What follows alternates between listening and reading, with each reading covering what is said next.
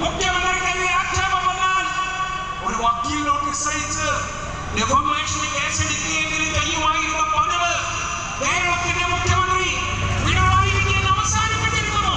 എന്തെന്നാൽ അത് കൂടുതൽ വർഷമാകും. തെളിയാത്ത കേസുകൾ പോലും ഒന്ന് തെളിയും. നമ്മൾ അറിയാത്ത കൊള്ള പോലും പുറത്തു വരും. മരുമകന് വേണ്ടിയുള്ള കൊള്ളയാണ് വളരെ വലുതായി SFIക്ക് പോലും അവർക്ക് സമരം ചെയ്യേണ്ട ഗതികെട്ട അവസ്ഥയിലേക്ക് വന്നിരിക്കുന്നു. എന്താണ് +2-ന് സീറ്റുകൾ വടക്കൻ ജില്ലകളിൽ കുറവ്? ഇവിടെ രാഷ്ട്രീയമല്ല വേണ്ടത്. ആ വിദ്യാർത്ഥികളുടെ ഭാവി സുരക്ഷിതമാക്കണം.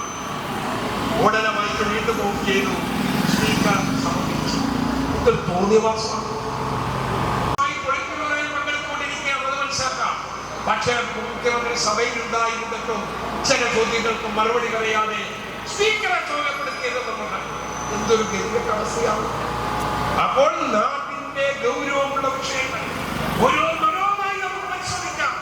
പാവപ്പെട്ടവന്റെ ഇല്ലായ്മക്കാരുടെ തൊഴിലാളികളുടെ അല്ലെങ്കിൽ തൊഴിൽ നഷ്ടപ്പെട്ടവരുടെ വിദ്യാർത്ഥികളുടെ യുവജനങ്ങളുടെ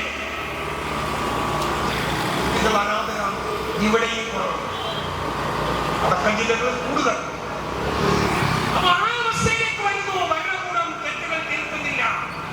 തിരുത്താൻ കഴിയില്ല. സർക്കാരിന്റെ ഖജനാവിലുള്ള പണം ഇവർ കൊള്ളയടിക്കപ്പെട്ടവർ വ്യക്തിഗത. നമ്മുടെ നേതാവ് രാഹുൽ ഗാന്ധി പറഞ്ഞു, പ്രതിപക്ഷ നേതാവ് പറഞ്ഞു, നമുക്ക് ഒരുമിച്ച് ഏകീകൃതമായി തീരുമാനമെടുക്കാം. അവർക്ക് വിശ്വാസം കൊടുക്കാം. അവർ നിരാശരാകില്ല. പണമായി നിങ്ങൾക്ക് ലഭിക്കുന്ന പണം അങ്ങനെ ബന്ധപ്പെട്ടവർക്കും പാർട്ടിക്കാർക്കും മാത്രം വീതം വെച്ച് യഥാർത്ഥ ഗുണഭോക്താക്കളെ ഒഴിവാക്കുകയാണെങ്കിൽ ഒരു സംശയം വേണ്ട, ഞങ്ങൾ ഇനിയും വരും. ഈ പഞ്ചായത്ത് ഭരണത്തെ സംഘടിപ്പിക്കാൻ ഞങ്ങൾ മുന്നോട്ട് വരും. അതിവിടെ സൂചനയാണ് ഈ സമരം എന്ന് പറഞ്ഞുകൊണ്ട് ഈ സമരത്തിൽ പങ്കെടുക്കുന്ന മുഴുവൻ കോൺഗ്രസ് നേതാക്കന്മാരെയും സഹപ്രവർത്തകരെയും ഒരിക്കൽ കൂടി അഭിവാദ്യം ചെയ്തുകൊണ്ട് ഈ സമരം ഇവിടെ ഉദ്ഘാടന ചിഹ്നമായി അറിയിക്കട്ടെ. നന്ദി, നമസ്കാരം, ജയ്. ഈ യോഗം ഔപചാരികമായി ഉദ്ഘാടനം ചെയ്തു കേരള പ്രദേശ് കോൺഗ്രസ് കമ്മിറ്റിയുടെ secretary, general secretary Shri A Shippu, block Congress കമ്മിറ്റിയുടെ സെക്രട്ടറി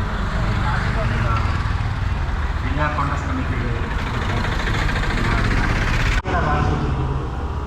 ഈ നാട്ടിലുള്ള വീടുകളിൽ പോയി കളക്ട് ചെയ്യുന്ന ഉള്ള വേസ്റ്റ് പേപ്പറുകളും ബാക്കിയുള്ള കാര്യങ്ങളും ഒരു പഞ്ചായത്ത് ഓഫീസിന്റെ മുമ്പിൽ പ്രദർശനത്തിനായി കൂട്ടിയിട്ടിരിക്കുന്നു.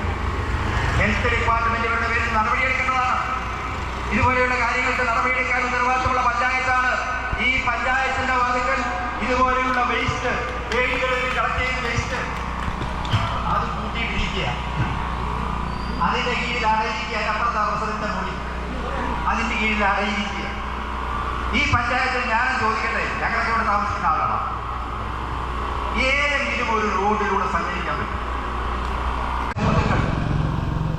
എന്താണ് ഇവിടെ ഈ പഞ്ചായത്തിൽ വേണ്ടി ചെയ്തിട്ടുള്ളത്? ഈ പഞ്ചായത്തിന്റെ 3.5 വർഷക്കാലത്തെ പ്രവർത്തനം എന്ന് പറയുന്നത് ഈ പഞ്ചായത്തിലെ എത്രയോ വർഷത്തേക്ക് പിന്നിലേക്ക് കഴിച്ചിരിക്കുന്നു. ഞങ്ങളൊക്കെ പഞ്ചായത്ത് പ്രസിഡന്റായി വരുന്ന അവസരത്തിൽ അന്നും ഇതുപോലെയായിരുന്നു CPM-ന്റെ ആദ്യമായി പഞ്ചായത്തിലേക്കുള്ള ഭരണം.